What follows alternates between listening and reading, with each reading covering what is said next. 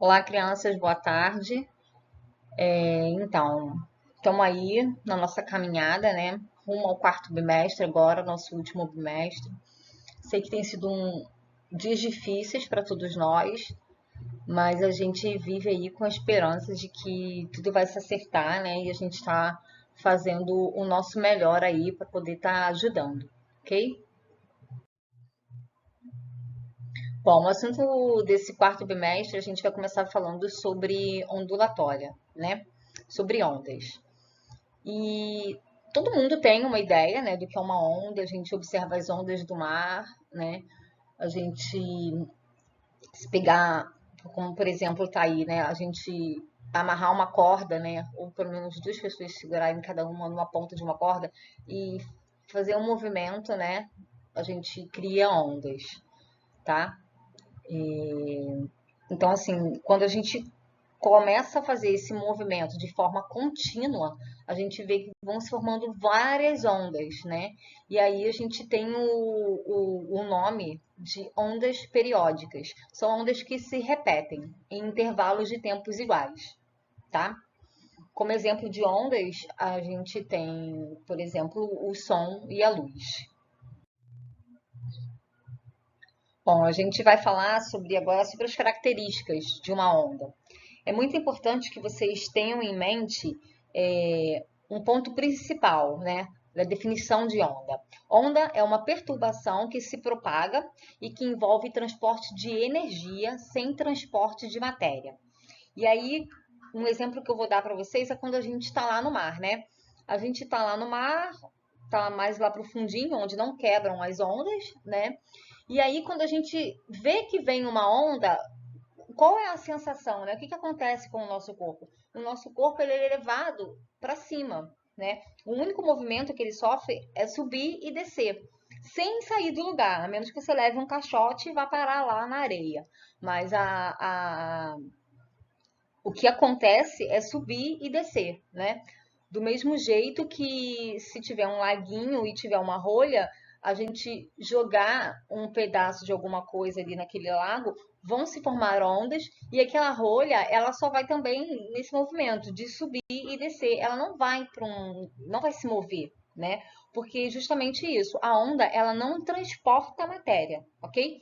Ela transporta energia.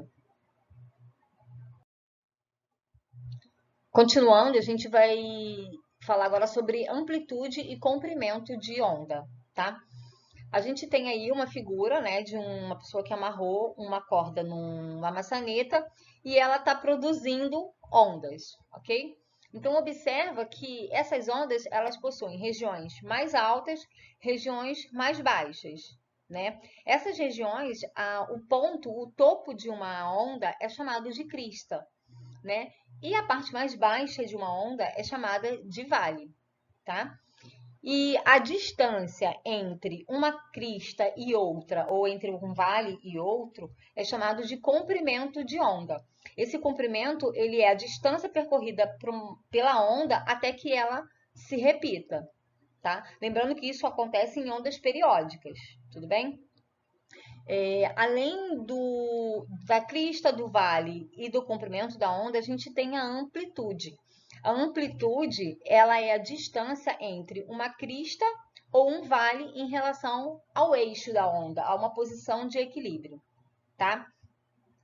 Observando os dois desenhos, a gente percebe que a amplitude ela está relacionada com a energia que você, né, faz para ter a onda. Então, quanto maior é a amplitude, maior é a energia dessa onda. Bom, falando agora de frequência e período, tá? Frequência é um número de oscilações completas que cada ponto realiza em um determinado espaço de tempo, tá? No caso desse exemplo aí da corda amarrada na maçaneta, essa frequência vai depender da rapidez do movimento, né, que eu faço com a corda. Quanto mais rápido o movimento, maior é a frequência de vibração da onda. A frequência ela é medida em hertz, né? Geralmente quando a gente ondas de rádio, né, frequências 100,5 hertz. Então, essa é a unidade de medida para a frequência. E aí, junto com a frequência, a gente fala de período. O período é o tempo gasto para realizar essa oscilação completa, ok?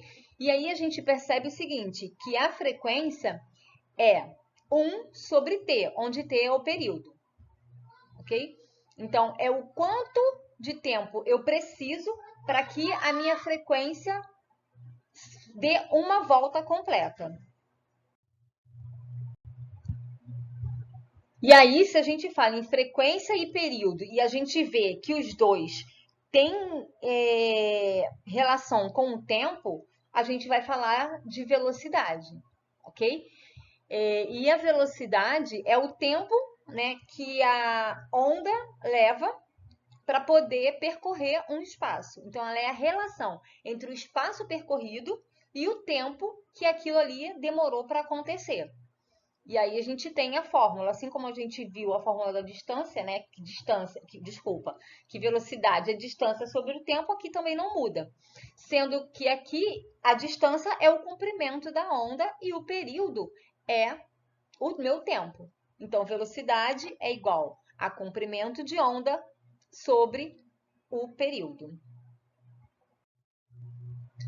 Bom, gente, mais uma vez, peço para vocês verem esse vídeo com cuidado, né? Separa as fórmulas e aí vai lá para a lista de exercícios, tentem resolver e na aula pelo aplicativo a gente tenta tirar as dúvidas que ficarem, ok? Bom fim de semana para vocês, bom feriado e até a próxima. Bom, pessoal, vamos lá para nossa segunda aula, né, do quarto bimestre, nossa aula de física hoje, onde a gente ainda vai estar falando sobre ondas, né, e hoje mais específico sobre a luz. Bom, vamos lá. A gente sabe que a luz é uma onda, né, e ela é uma onda eletromagnética. Assim como a luz, outros exemplos de ondas eletromagnéticas são os raios-x, os raios infravermelhos, as microondas, né, os raios gama, ondas de rádio e televisão.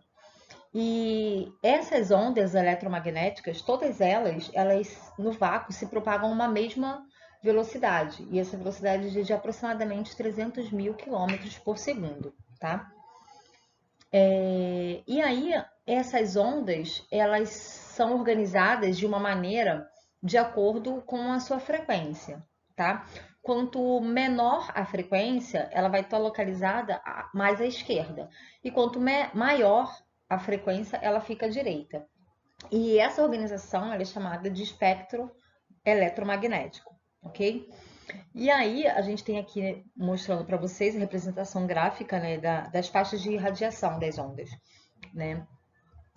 Os raios gama, raio X, raio ultravioleta, aí vem o infravermelho, microondas e ondas de rádio, beleza?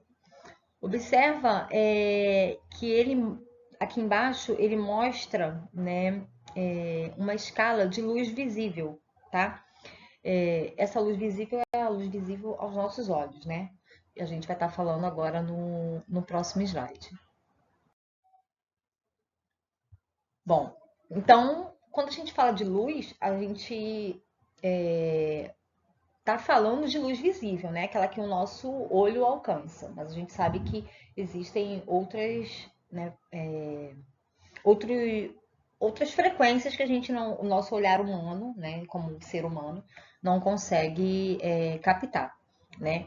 Então, a luz visível é a parte do espectro em que estão as ondas eletromagnéticas capazes de produzir a visão. Essa parte é chamada de espectro visível e contém ondas com frequência que variam entre cerca de 430 mil e 750 mil gigahertz, tá? Cada frequência ela é percebida com uma cor diferente, variando, né? Do vermelho, que são as ondas de menor frequência, desculpa, ao violeta, que são as ondas de maior frequência, tá? A parte que estuda esse fenômeno, né, de luz da física é chamada de ótica. Bom, e se a gente vai falar de luz, né, obviamente a gente vai falar de sombra, né? A formação das sombras, ela depende de uma propriedade muito importante da luz, né? De propagação da luz em meios homogêneos, que é a luz sempre se propaga em linha reta, ok? Então, qualquer fonte luminosa, né, embora ela irradie, né, emita luz em várias direções, ela sempre está em linha reta, tá?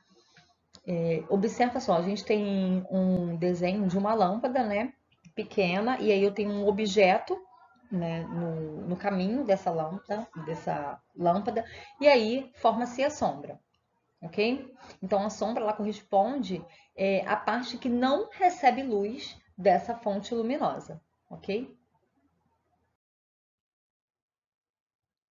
Bom, se essa fonte luminosa ela for um corpo muito extenso, como por exemplo o Sol, né? Quando um objeto, né, no caso, a gente pode pensar num planeta, né, se coloca na frente dele, ele não só vai fazer uma região de sombra, como ele também vai fazer uma região de penumbra, ok? Ela é uma região que ela não é tão escura quanto a sombra, mas ela também não recebe claridade, ok? Observa só, aí a gente tem uma lâmpada mais potente, né? Ainda assim, um corpo bloqueando essa passagem de luz para a parede, né? E aí, devido à propagação dos raios em linha reta, vocês observem a parte que é totalmente coberta, né, por esse corpo é a parte que é a sombra, e a parte ao lado da sombra, né, é a penumbra, onde ela não é tão escura quanto a sombra, mas ainda assim recebe menor quantidade de luz, ok? Bom, pessoal, na verdade, essa aula eu gostaria de estender ela um pouco mais, mas eu achei que o vídeo ia ficar com muita informação e ia ficar complicado para vocês, que eu quero falar sobre os fenômenos de refração e reflexão, né? Mas aí fica para a nossa próxima aula, ok? Então vocês deem uma lida, façam as atividades e a gente tira dúvida na próxima aula.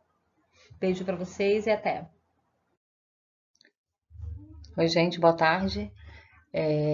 Espero que vocês estejam bem, né? Vamos continuar aí nosso quarto bimestre, hoje nossa terceira aula de física. Bom, a gente está falando sobre ondas, né? E aí, como alguns exemplos de ondas, a gente falou sobre a luz, né? E hoje a gente vai estudar como acontecem os fenômenos de reflexão e refração da luz, tá? Então, o primeiro que a gente vai falar é sobre a reflexão. Imagina que um raio de luz, né, ele vai incidir sobre uma superfície plana e essa superfície ela é um espelho comum, né? E o que acontece com esse raio de luz, esse feixe, né? Ele é refletido e o ângulo de reflexão dele é o mesmo ângulo de incidência, tá? Então, se ele incide nesse espelho num ângulo de 60 graus, por exemplo, ele vai refletir também com o mesmo ângulo de 60 graus, tá? E isso é uma propriedade que a gente chama que é a lei da reflexão da luz, ok?